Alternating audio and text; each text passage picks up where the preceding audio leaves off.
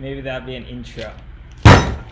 Welcome to ceramics class. We made our slip in the last video you guys saw in the other videos. How to make slip. We're going to use the same clay. We're going to be using the slip again. And this time we are getting a clay box. Okay. I can use this, and it's kind of on the hard side.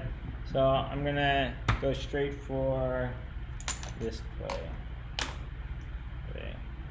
Remember, when you're cutting, you put your wire around, hold it with one hand like this, with the other hand, and just pull away. And that gets a nice clean cut. Any clay that you're not using, put back into the bag. Always put back into the bag. Seal it while you're not using it. That clay that you just saw is really hard. So that's why I'm not using it. If it's still kind of soft, yeah, you're fine.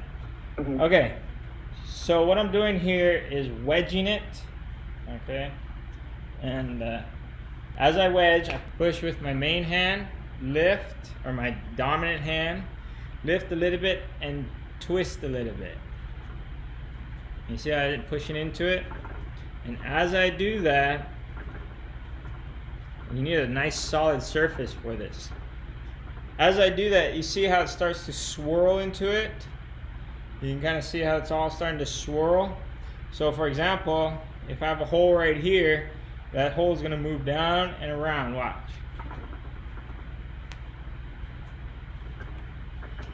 The hole's already over here, but I pushed it out, so it's gone. So this is called a cone wedge, because it makes it into a cone shape. Okay. There's also the ram's head wedge, which is where you push with two hands. You just push, lift up a little bit, push, lift up a little bit, push, lift up a little bit. Okay. And that's called a ram's head because it looks kind of like a ram's head. You get your two eyes, your nose, your big lips, and your ram's horns. Make sense? Alright, so that's your ram's head. I like to do the cone version because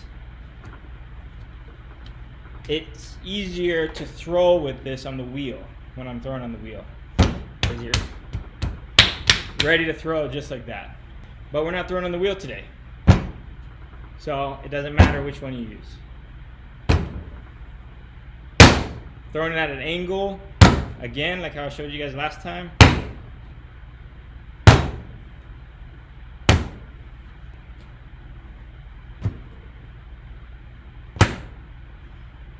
Throw it out. And use my canvas again. I'm going to roll it out. Remember, when you're rolling, if you have something to stop you from going too deep, that helps a lot. Okay? Sometimes you need to stand up and use your weight to get the clay how you want it to go.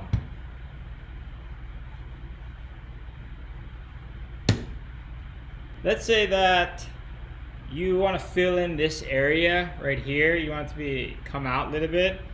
You can cut your clay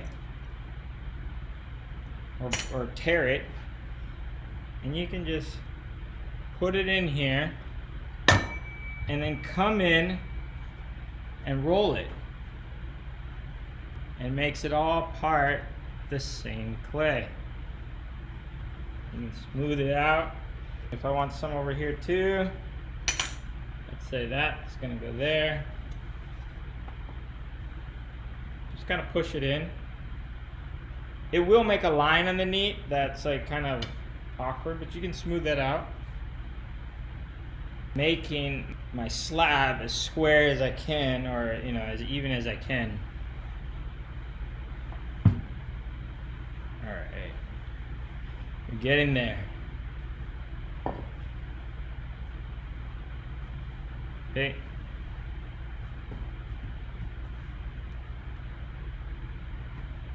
So you can kind of see where I joined the clay. You see that line right there? I'm just gonna run over this one time. Then I can smooth.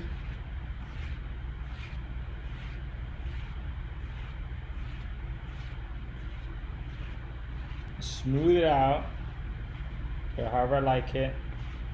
If there's a little air bubble in it, I see there's one right here, you just take your needle tool, do a little X over it, and then smooth it out again, gets rid of it.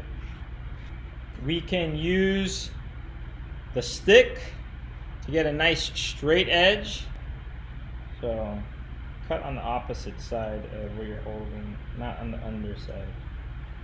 I'm holding it down with my fingers on my left hand, this hand holding it down so that it doesn't move like how that one did. Okay. So these excess pieces right here, these can become dry really fast if you're not careful with them. So cut them up, put them back into the bag as soon as you can. 9.5. Does 9.5 fit over here? Please let it fit. Yes. Thank you, Jesus. Okay. All right. Then you're going to align those in a nice straight line. Hold it down. Cut it. My little son says, cut it, cut it. I want to make my box large enough so that my hand can fit inside of it, or else it's going to be difficult to work with. Run a line here. I might have to roll some more clay. Okay. Half of 9.5 is that 4.75? You can check by measuring this side and measuring this side to make sure it's the same. Hey, right on. So I have my two marks here. I'm going to have this side and that side.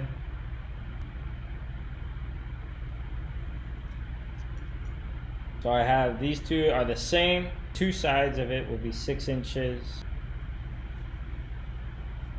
These two slabs are ready to go. They're a little bit soft still. So you see how they can mold real easy. So I'm going to put them on the plaster table so that they can dry a little bit. And by the time I'm ready to build with them, they are going to be nice and firm. Now, do you have to have a plaster table? No, you don't have to. It's nice to have. You can just set that on a board someplace and let it dry, and that will do the same thing as a plaster table. The plaster table just absorbs the moisture faster.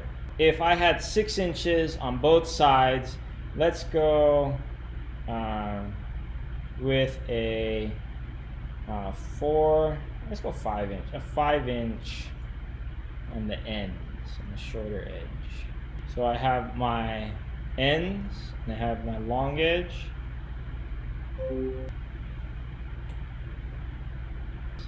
I just overlap the clay, and then I'm gonna roll it so that I can have a new piece of clay that I'll be able to use for my lid and for my base. Okay.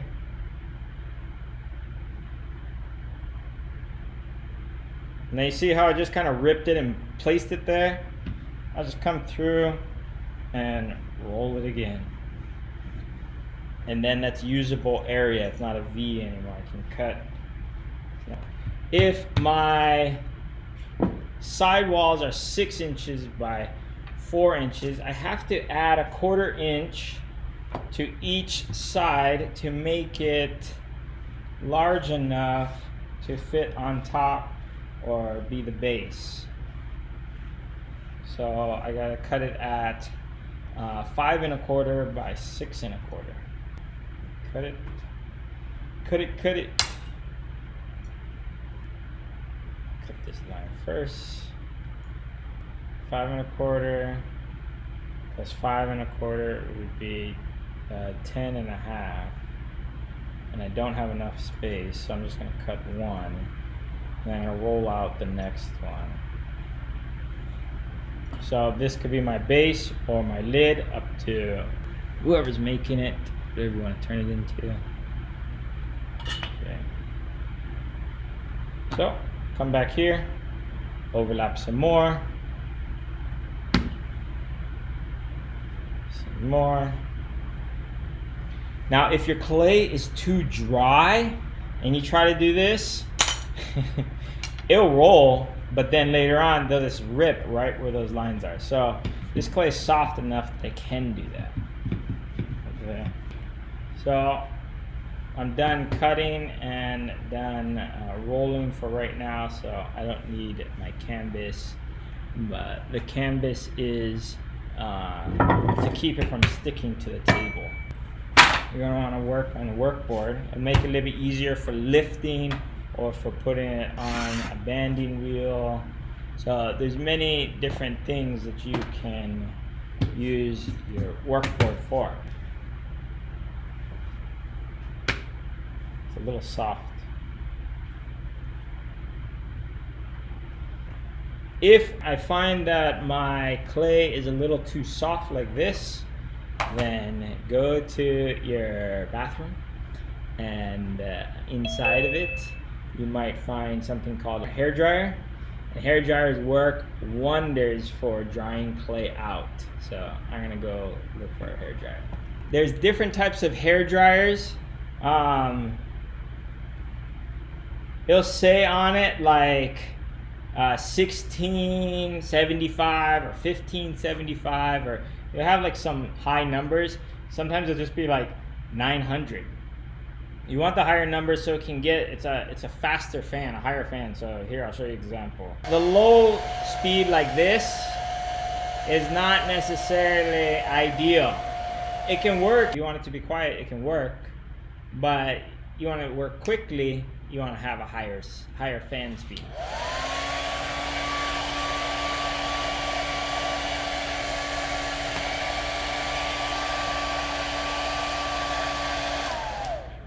As you're drying your clay, you want to kind of inspect your clay to see if it is has any blemishes or anything wrong with it that you might need to fix before you dry it out too fast. Okay, so that's what you'll see me touching it.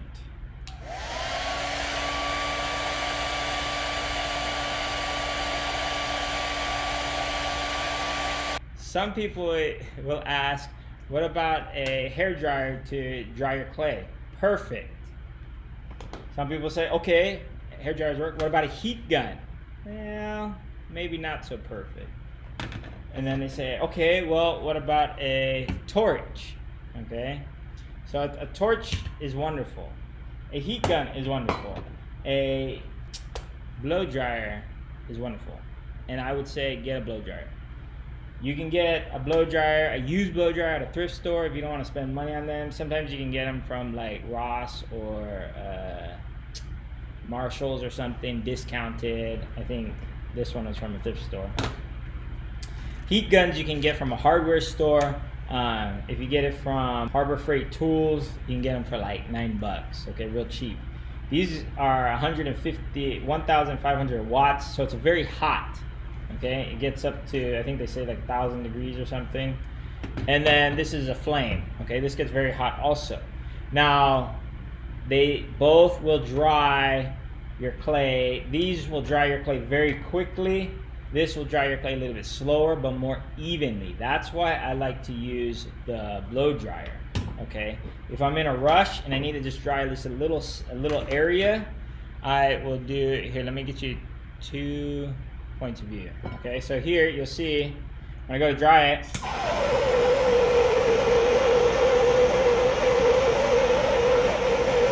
oh, it lifted the clay here because it was drying a little too fast. Okay, so you got to be careful of that. When you throw it on the wheel, you'll see that the blow, this is almost empty, you'll see that the blowtorch will make white spots on it and it'll start to like peel off some of the clay. So I wouldn't recommend doing a blowtorch, and I'm sure your parents aren't going to want you using a blowtorch inside of their house. Okay. Another one, dude, this is the heat gun.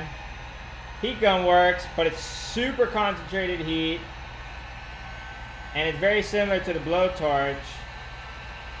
and I prefer not to use it because it doesn't dry out the clay as much as the blow dryer, because the blow dryer is blowing more air. So the more air going through it, the less the humidity is going out. This one dries it out very efficiently, but there's not enough air pushing it. Okay, so here.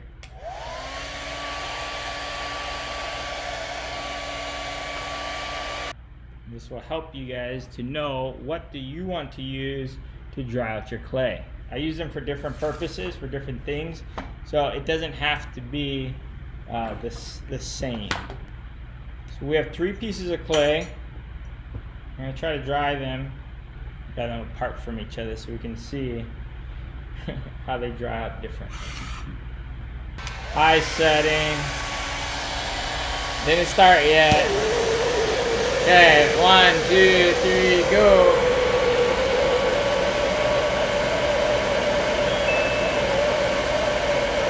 You see how this one's turning white, the flame? And it's starting to chip.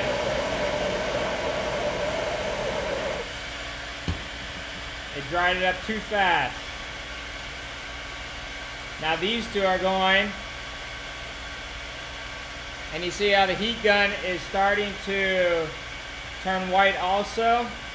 It's drying it too fast. Oh, sorry. The torch, this is too dry. It's hard. It's almost bone dry. The blow dryer, it's perfect. I can still move it. It's just a little bit more dry than I needed. The heat gun, it's almost bone dry, right on the tip of it. So this, you see how that cracks when I bend it? Cracks when I bend it. Doesn't crack, it cracks a little bit, but not as much as those other ones. So that's why I don't use the heat gun and the blowtorch for drying large areas. Okay, you got to be really delicate with it. Covered the clay. So we made some slabs of clay. You cover them if you're not able to get to them. And look how I covered them. I put them on the board, but I didn't include the board when I covered it. And the purpose for not putting the board inside of the bag this time was so that the board didn't absorb any of the moisture. I wanted the clay to stay somewhat softer. And the reason for that is the clay was leather hard,